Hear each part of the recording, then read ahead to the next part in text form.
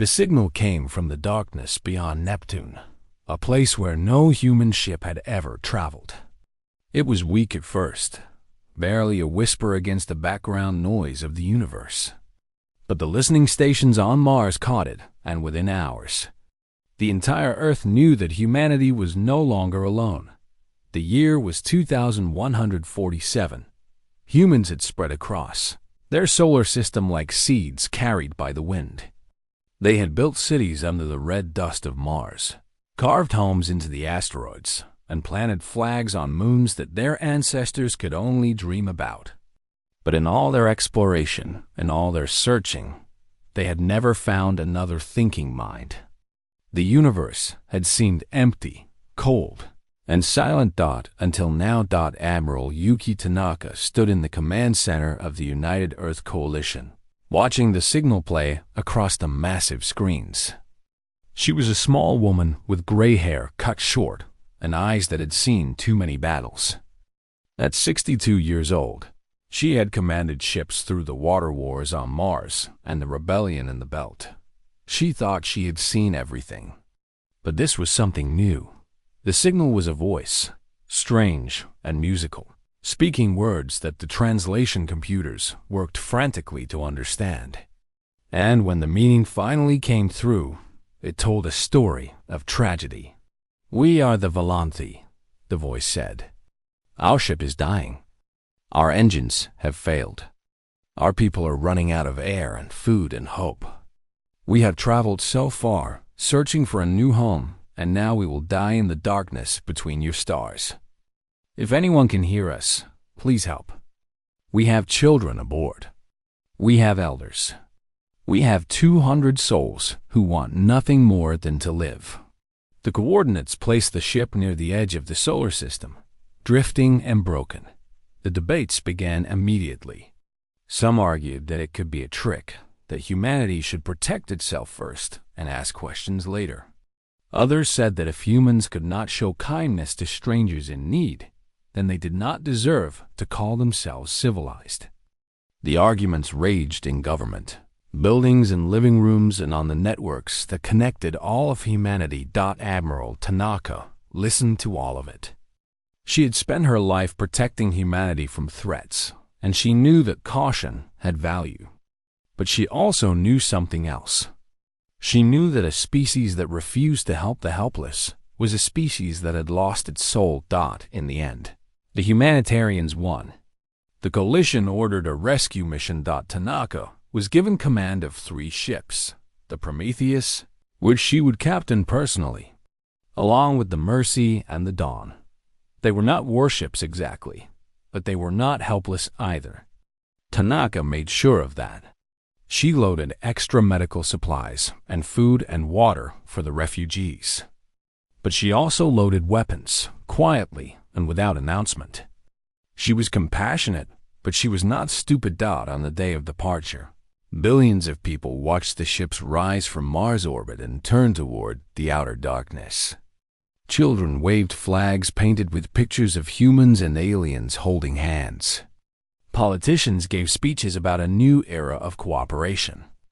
Religious leaders spoke of divine purpose.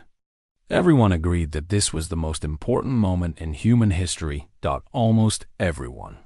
Marcus Chun was 28 years old, a junior analyst in the Coalition's intelligence division. He had a small office with no windows and a job that mostly involved reading reports that nobody else wanted to read. He was not important. Nobody asked for his opinion on anything. But he had a gift that his superiors did not appreciate. He noticed things that did not fit. The distress signal bothered him. Not the words themselves, which were heartbreaking and urgent, but the way the signal degraded over time, the pattern of its weakening. It was too perfect, too theatrical. When a real ship lost power, the signal decay was chaotic and unpredictable. This signal faded in a smooth curve, like someone had designed it to sound, increasingly desperate at exactly the right rate. Marcus brought his concerns to his supervisor, a tired man who wanted nothing more than to go home and sleep. The supervisor listened for 30 seconds before waving him away. The entire coalition has analyzed this signal, the supervisor said. You think you found something that thousands of experts missed?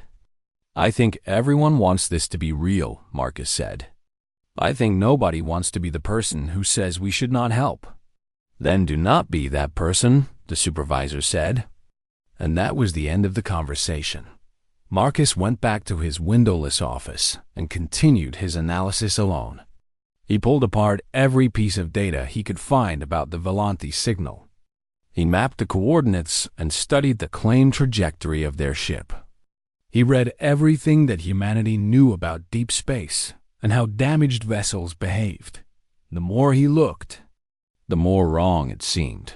Meanwhile, the rescue flotilla traveled outward, past the orbits of Jupiter and Saturn and Uranus.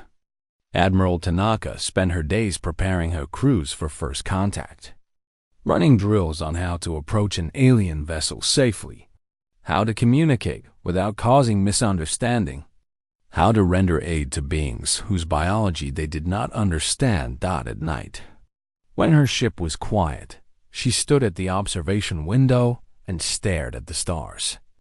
She wondered what the Volanthi looked like. She wondered if they would understand the significance of this moment. Two species meeting in the void, one reaching out to save the other. It was the kind of story that could define humanity for generations. She wanted so badly for it to be true that the signal continued to play, growing weaker each day, more desperate. The Volanthi voice described their dwindling supplies, their failing systems, their fading hope. It described the faces of children who did not understand why the adults could not fix the ship. It described elders who remembered their lost homeworld and wept because they would never see a new one. It was almost too perfect. Back on Mars, Marcus Chen made a decision. His superiors would not listen to him, but perhaps Admiral Tanaka would. He composed a message, careful and detailed, outlining every anomaly he had found. He explained his theory that the signal might be artificial, designed to provoke exactly the response that humanity was giving. He did not know if he was right. He hoped desperately that he was wrong. But he sent the message anyway, flagged as urgent, directed to the Prometheus itself. Then he sat in his small office and waited, watching the fleet's location update on his screen, watching humanity sail toward either its greatest moment or its greatest mistake. He would not have to wait long to find out which. The Volanthi ship hung in the darkness like a wounded bird, beautiful even in its apparent death. It was larger than anything humanity had ever built, a graceful curve of silver and blue that stretched nearly 2 kilometers from end to end. Atmosphere vented from cracks in its hull, forming crystals of frozen air that sparkled in the light of the distant sun. Navigation lights flickered weakly, a heartbeat that was fading. Admiral Tanaka stood on the bridge of the Prometheus and felt her heart ache at the sight. She had prepared herself for many things, but not for this. Not for beauty mixed with tragedy. Not for the overwhelming desire to help that rose in her chest like a tide. All ships, hold position, she commanded. Begin approach protocols. The next hours were careful and slow. Human shuttles crossed the gap between the fleets, carrying doctors and engineers and diplomats. The Volanthi sent guidance signals to help them dock, and when the airlocks finally opened, humanity met another species face to face for the first time. They were tall. The Volanthi, nearly 2 meters each, with skin that shimmered like oil on water, shifting between purple and green and gold as they moved. Their eyes were large and dark and wet with what looked like tears. Their bodies were thin, too thin, the kind of thin that spoke of hunger and hardship. They moved slowly, as if every step cost them energy they did not have. Their leader was called Sarithan. He wore robes that might once have been fine but were now faded and patched. When he saw Admiral Tanaka, he fell to his knees and pressed his forehead to the deck. "You came," he said, and his voice was the same musical tone from the distress signal, but broken now, cracked with emotion. We had lost hope. We had accepted death. And then your ships appeared from the darkness, and we knew that the universe was not as cruel as we had believed. Tanaka felt tears in her own eyes. She reached down and took Sarithan's hands, lifting him to his feet. "You are safe now," she said. "Humanity does not abandon those in need." The rescue operation began in earnest. Human medics moved through the Volanti ship, treating the sick and the starving. Engineers worked to stabilize failing systems. Supplies flowed from the human vessels, food and water and medicine that the refugees received with trembling hands and whispered thanks. The Volanti told their story freely. They came from a world called Volanthos, which had been destroyed by a dying sun. They had built their great ship and fled, searching for a new home, traveling for generations through the empty spaces between stars. But their journey had been cursed.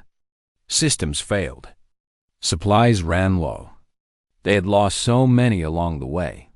"We are the last," Sarithan said, his voice heavy with sorrow. 200 souls out of millions.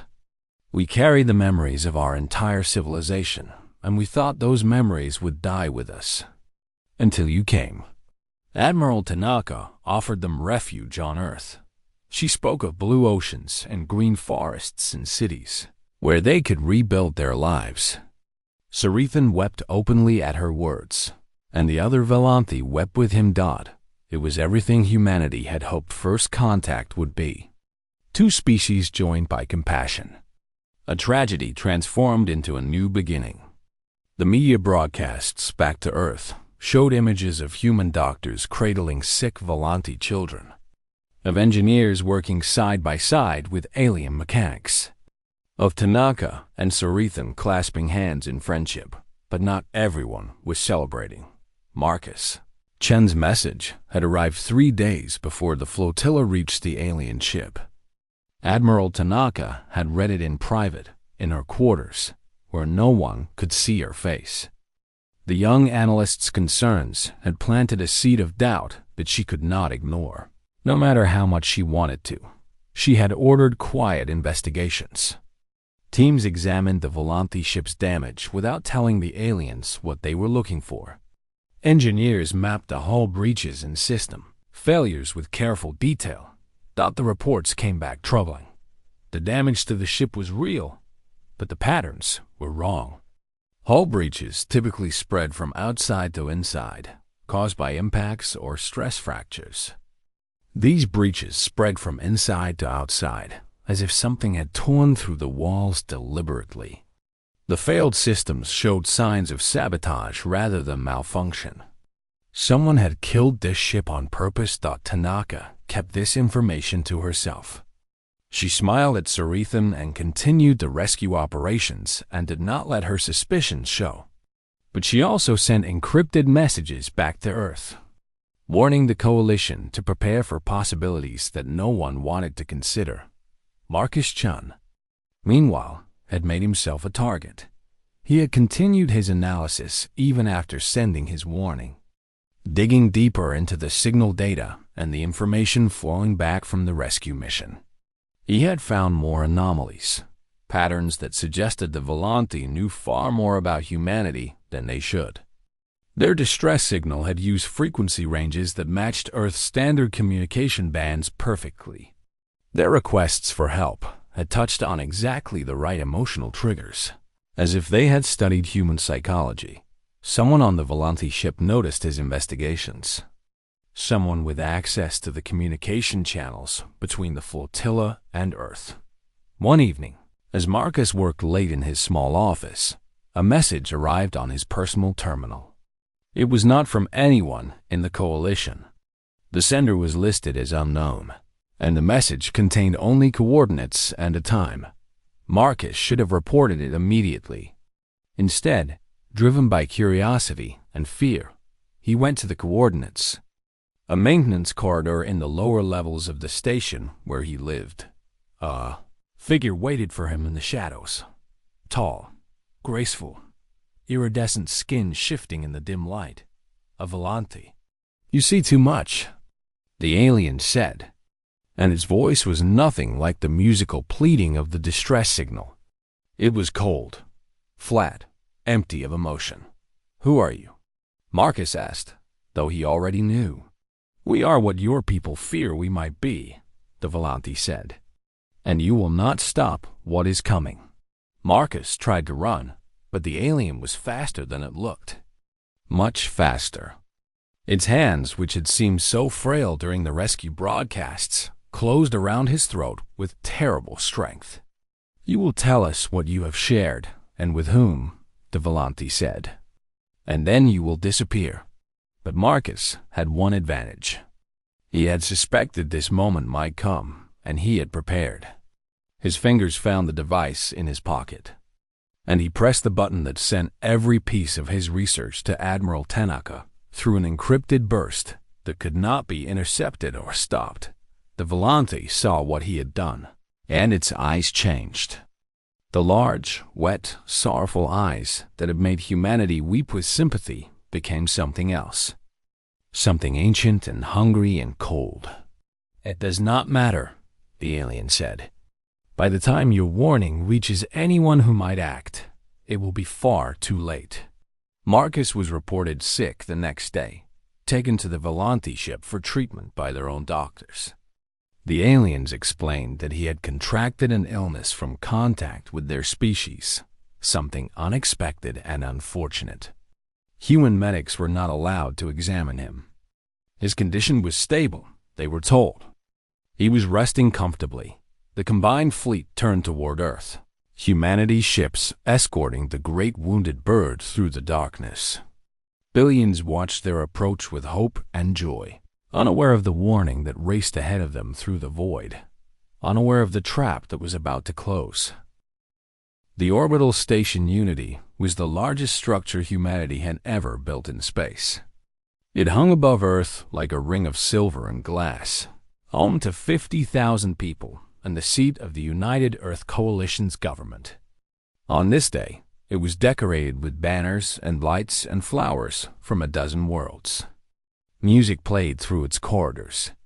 Children wore costumes meant to look like Volante, their faces painted with shimmering colors. The ceremony of welcome had been planned for weeks. Every leader of significance was present, gathered in the Grand Assembly Hall with its walls of transparent steel that showed the blue curve of Earth below. Camera drones floated through the air, broadcasting to every screen on every world where humans lived. This would be the moment that defined a new age. Admiral Tanaka stood at the edge of the hall, watching the Volante delegation enter. Sarithan led them, walking slowly as befitted a being weakened by hardship. His robes had been cleaned and repaired, and he carried a staff of twisted metal that he said was a symbol of his people's hope. Behind him came 20 of his people, moving with that strange grace that humans had come to find beautiful.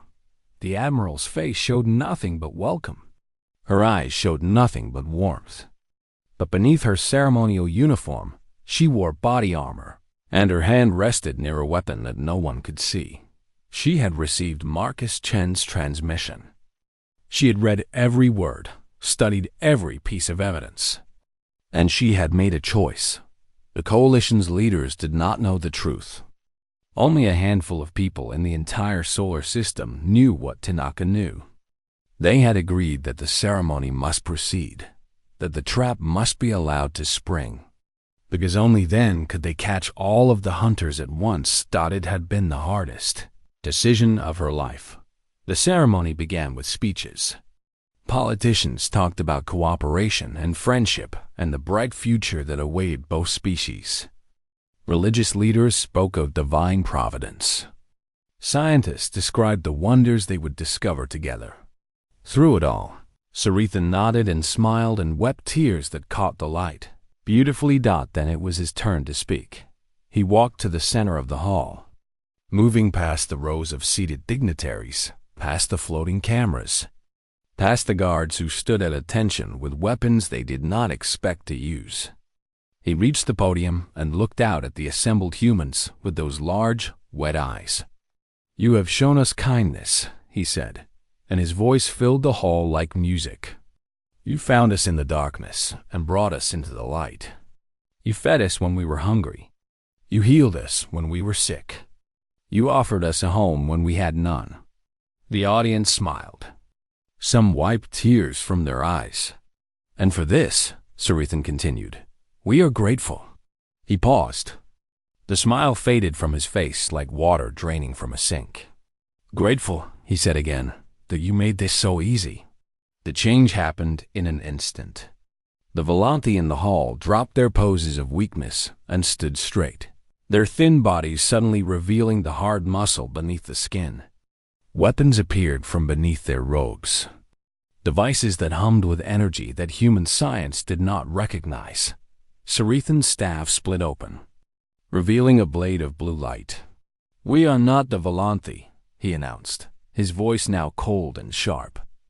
"We are the Valkyrie. We have consumed 17 civilizations. We have broken worlds and harvested species and built an empire on the bones of those foolish enough to show us mercy. Your compassion is not a virtue. It is a weakness, and weakness is death." Screams erupted through the hall. Dignitaries scrambled from their seats. Guards raised their weapons. But the Valkyrie were already moving, faster than seemed possible, cutting through the first line of defense before they could fire a single shot. On the screens that broadcast to billions, the massacre began, but it did not go as the Valkyrie expected. Admiral Tanaka raised her hand, and the lights in the hall changed from white to red. It was a signal, one that had been planned in secret and shared only with those who could be trusted completely. "We know," she said, her voice cutting through the chaos. "We have known for 3 weeks." Sarithan turned to face her. For the first time, something like surprise crossed his alien features. Panels in the walls slid open. Soldiers poured into the hall, not the ceremonial guards who had been stationed there for show, but combat veterans in full armor carrying weapons designed to kill things far tougher than humans. They had been hiding in sealed compartments, waiting in silence, breathing recycled air and counting the minutes until this moment. The dignitaries who ran screaming were not all what they seemed. Some pulled weapons from hidden holsters and turned to fight. Others guided the real civilians toward exits that opened onto evacuation routes planned in advance. Outside the station, the Valkyrie colony ship began to reveal its true nature. Hidden panels slid away to expose weapons batteries. Compartments opened to release fighters.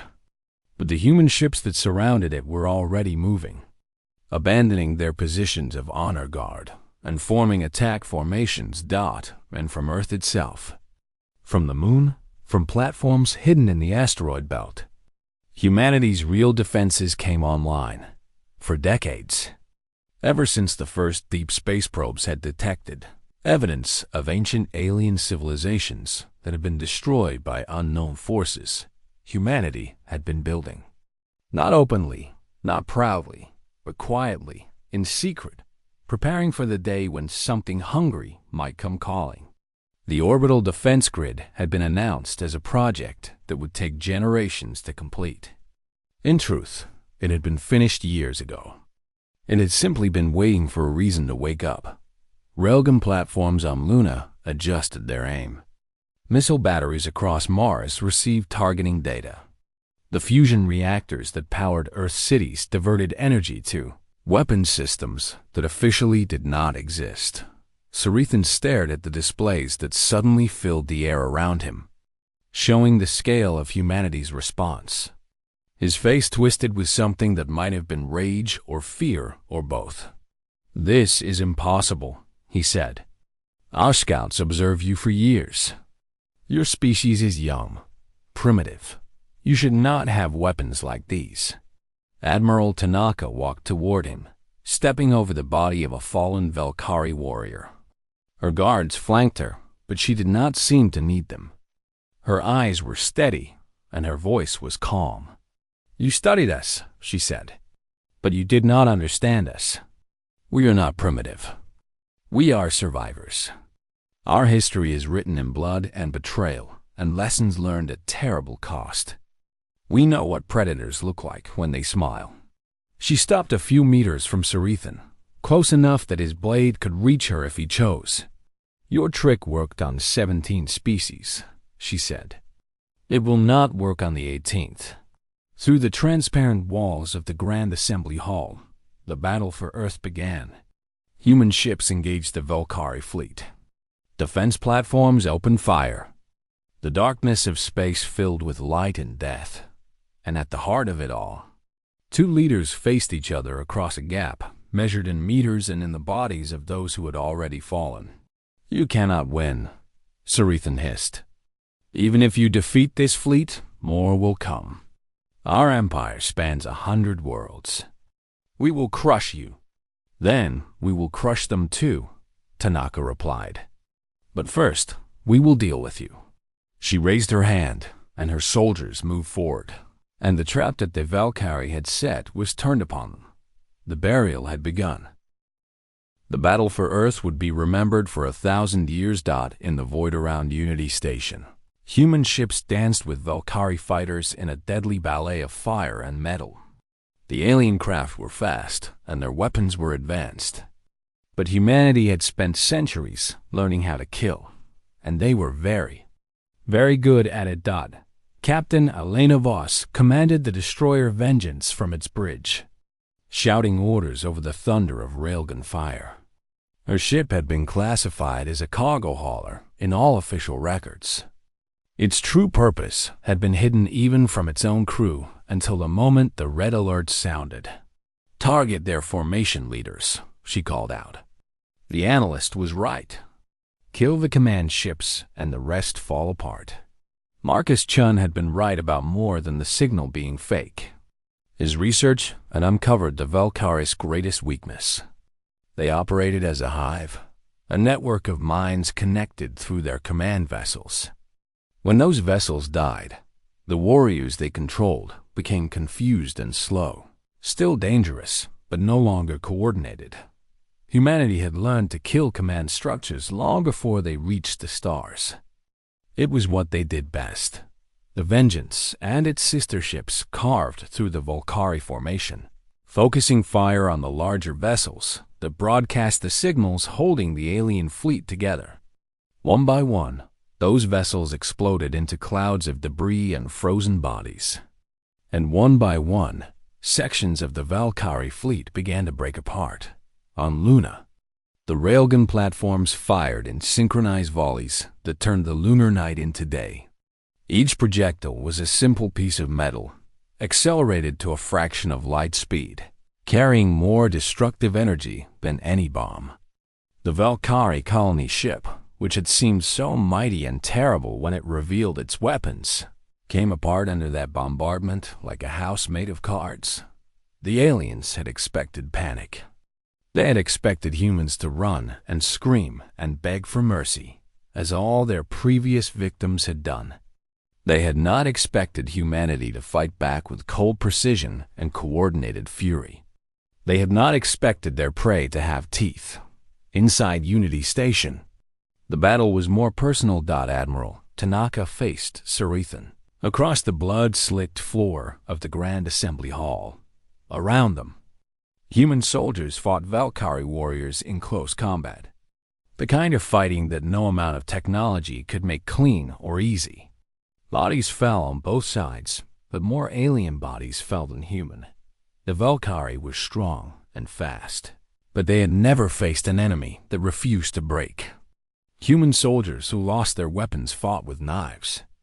Those who lost their knives fought with their hands. Those who could not stand anymore crawled toward the enemy and died trying to take one more alien with them.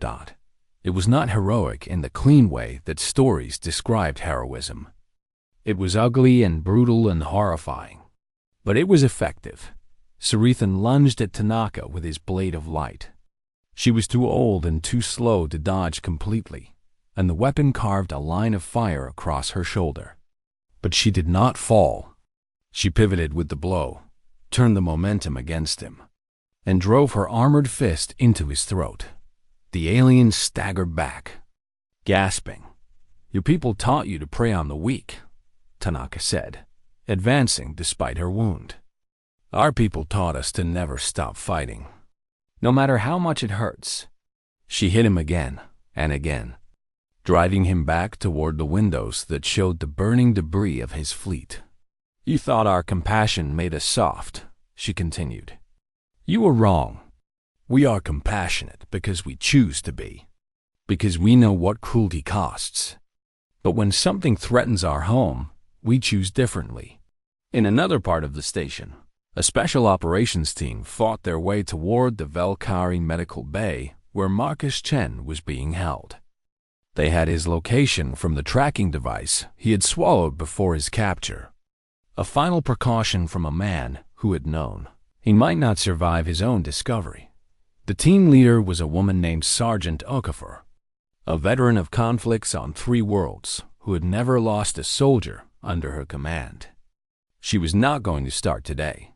"Breach in 3, she called, and her team stacked against the door. 2, 1. The door exploded inward, and they poured through the gap, weapons blazing. The Valkyrie guards died before they could raise their own weapons. The medical equipment shattered under the crossfire. And in the center of the room, strapped to a table with tubes running into his arms, Marcus Chun opened his eyes. "Took you long enough," he whispered through cracked lips. "Save the attitude, Analyst," Okafor replied, cutting his restraints. "We still have to get out of here." They carried him through corridors filled with smoke and noise and the sounds of combat. Around them, the station shook as weapons fire from the space battle struck its hull. Emergency alarms screamed warnings about breaches and fires and failing systems. But the team kept moving, following the evacuation routes that had been planned for exactly this scenario. Back in the Grand Assembly Hall, Admiral Tanaka had driven Sarithan to his knees. The alien's blade had fallen from his hands. Purple blood ran from wounds on his face and chest. His eyes, those large dark eyes that had fooled so many, stared up at her with pure hatred. "This is not over," he spat. "Our empire will avenge us. Your world will burn." Tanaka looked down at him without pity and without mercy. "Maybe," she said, "but you will not be there to see it." Through the windows, the Valkyrie fleet was dying. The great colony ship had broken into 3 pieces, each one spiraling toward Neptune's gravity well. The fighters that remained scattered and fled, pursued by human ships that showed no intention of letting them escape. The battle was not over. Fighting continued in pockets throughout the station and across the solar system. Humans died in those fights, brave men and women who gave their lives to protect their home. Their names would be carved into monuments that would stand for centuries, but the outcome was no longer in doubt. On Earth, billions watched the broadcasts in shock and horror and rising triumph. They had believed they were welcoming friends. Instead, they had faced monsters. And they had won. In cities around the world, people gathered in the streets. At first they were silent, stunned by what they had witnessed. Then someone began to cheer. The sound spread like fire, jumping from person to person, city to city, world to world. Humanity had faced its first test as a spacefaring species, and they had not been found wanting. Admiral Tanaka stood over her defeated enemy and allowed herself one moment of exhaustion. Her shoulder burned where Sarithan's blade had cut her. Her body ached from the fight. She was 62 years old, and she had never felt older than she did right now. But she was alive. Her people were alive. Earth was alive, and when the Valkyrie sent more ships, as Sarithan promised they would, humanity would be ready. They would always be ready, because now they knew the truth. The universe was not empty. It was full of hunters, and humanity had just proven that they could hunt right back. The debris field around Neptune stretched for millions of kilometers, a graveyard of twisted metal and frozen bodies and shattered dreams. The Valkyrie had come to Earth expecting easy prey. Instead, they had found their burial ground among the outer planets, far from any star that might warm their remains. 2 weeks had passed since the battle. The fires on Unity Station had been put out. The dead had been counted and mourned. The wounded were healing in hospitals across the solar system, including Admiral Tanaka, who had refused to stay in her medical bed for more than 3 days before returning to duty. Now a new chapter was beginning. The Interstellar Tribunal convened in a chamber deep beneath the surface of Luna. It was a temporary court, created specifically for this moment, staffed by judges from every human nation and colony. They had one prisoner to try and one question to answer. What would humanity do with its first alien captive? Sarithan stood in the center of the chamber, his hands bound in restraints designed to hold things much stronger than humans. The wounds Tanaka had given him had healed, leaving scars that marked his face like accusations. His eyes swept across the assembled judges with contempt. "This is meaningless," he said when asked to speak. "You cannot judge me by your laws. I am Velkari. I answer only to the Empire." "The Empire is not here," the lead judge replied. "We are." The trial was broadcast to every world where humans lived. Billions watched as testimony was presented, records from the Velkari ship's computers, recovered before its destruction, statements from scientists who had studied the alien technology, accounts from survivors of the battle, and then Marcus Chun took the stand. He was thinner than he had been before his capture, and his hands trembled slightly as he held the microphone. But his voice was steady.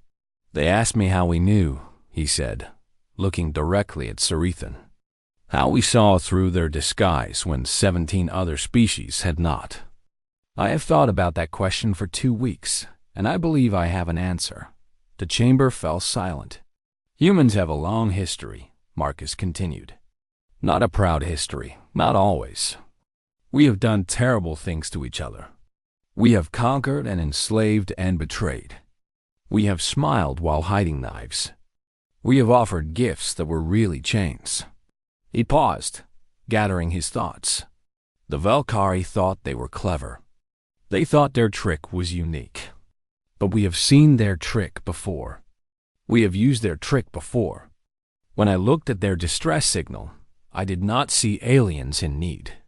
I saw a pattern that my ancestors knew all too well. The offer of friendship that hides an attack. The appeal to compassion that masks calculation. He turned to face the judges. "We recognize them because they are us. Or rather, they are what we used to be. What we are still capable of being, if we forget the lessons our history has taught us." Sarithan laughed at that, a cold sound without humor. "You think you are better than us?" he said. "You are the same. Given power, you would do exactly what we have done." "Maybe," Marcus admitted. "Maybe that is true. But we have chosen to try to be something else. That choice is the only thing that separates us from you." The tribunal deliberated for 3 days.